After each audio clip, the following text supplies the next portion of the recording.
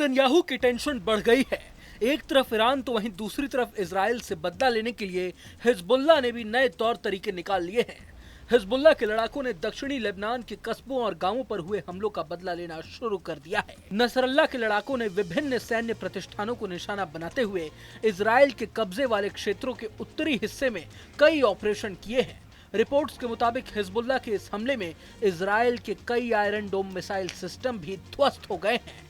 Hezbollah ने एक बयान में कहा है कि उसने पश्चिमी गैलिली क्षेत्र के मोनाट मोशाव में एक इजरायली सैन्य चौकी पर कत्यूशा रॉकेटों से ताबड़तोड़ हमले किए हैं, जिसमें कई आयरन डोम मिसाइल बैटरियों के साथ साथ वहां तैनात तोपखाने के बंकरों को निशाना बनाया गया है।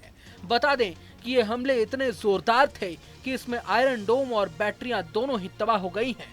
कत्यूशा रॉकेट की बात करें तो ये इतने खतरनाक होते हैं कि महज पल भर में ही किसी जगह को राख में तब्दील कर सकते हैं। खास बात यह है कि इन रॉकेट्स का इस्तेमाल विश्व युद्ध के वक्त भी हो चुका है। हिजबुल्लाह ने यह भी बताया है कि उसने ये हमला किस लिए किया है। बयान में बताया गया है कि रॉकेट हमला दक्षिणी लेबनान के दोईर गांवों पर इजरायली हमले के प्रतिशोध में किया गया है। हिजबुल्लाह ने दक्षिणी लेबनान के शहर मजदल जून के खिलाफ इजरायली आक्रमण के जवाब में जारिट बैरक पर कई भारी कैलिबर बुरकन मिसाइल भी दागी हैं। ये इजरायली सेना की पश्चिमी बटालियन के मुख्यालय के रूप में काम करता था।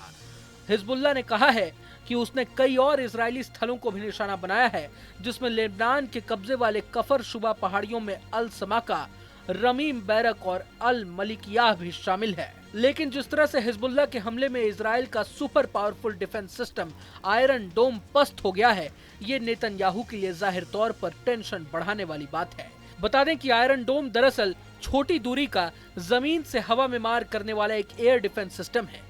इस सिस्टम में एक रडार और तामीर इंटरसेप्टर मिसाइल शामिल होता है, जो इजराइल पर हमला करने वाली मिसाइलों या रॉकेटों को ट्रैक करके उन्हें बेअसर कर देता है। आयरन डोम का इस्तेमाल रॉकेट, तोप और मोर्टार के साथ साथ विमान और हेलीकॉप्टर का प्रतिरोध करने के लिए भी किया जाता है।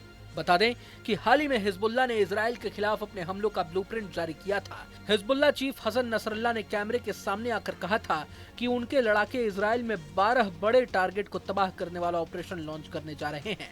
खास बात यह है कि यह ऑपरेशन केवल 30 मिनट का होगा। दावा किया जा रहा है कि हिजबुल्लाह चीफ नसरल्लाह ने अब ये तबाही मचाने वाला ऑर्डर भी दे दिया है। इस ऑर्डर के तहत हिजबुल्लाह के लड़ाके इजरायली सरकार की नींद हराम कर सकते हैं। हिजबुल्लाह के हमले का ब्लूप्रिंट क्या है, अब इसे भी जान लीजिए। मीडिया रिपोर्ट्स के मुताबिक हिजबुल्लाह इजराइल में 6,38,000 करोड़ रुपए की तकनीकी फैक्ट्रियों को तबाह करेगा। इसके अलावा 2,60,245 करोड़ रुपए के केमिकल प्लांट को भी जलाने का प्लान बनाया गया है। साथ ही साथ 1,746 करोड़ रुपए की फूड फैक्ट्रियों को भस्म करने की भी रणनीति है। हिजबुल्लाह ने विनाश का जो ब्लूप्रिंट रिलीज किया है, वो नसरल्लाह की स्पीच के बाद जारी किया है। हसन नसरल्लाह ने घोषणा कर दी है कि हिजबुल्लाह, ईरान और हुती एक साथ मिलकर इजराइल का खात्मा करने जा रहे हैं।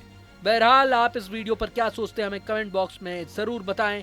अगर ये वीडियो पसंद आए तो लाइक करें और चैनल को सब्सक्राइब करें। वहीं तमाम बड़ी खबरों के लिए देखते रहें न्यूज नेशन। न्यूज नेशन अब व्हाट्सएप पर खबरों की ताजा अपडेट के लिए न्यूज नेशन के इस QR कोड को स्कैन करें।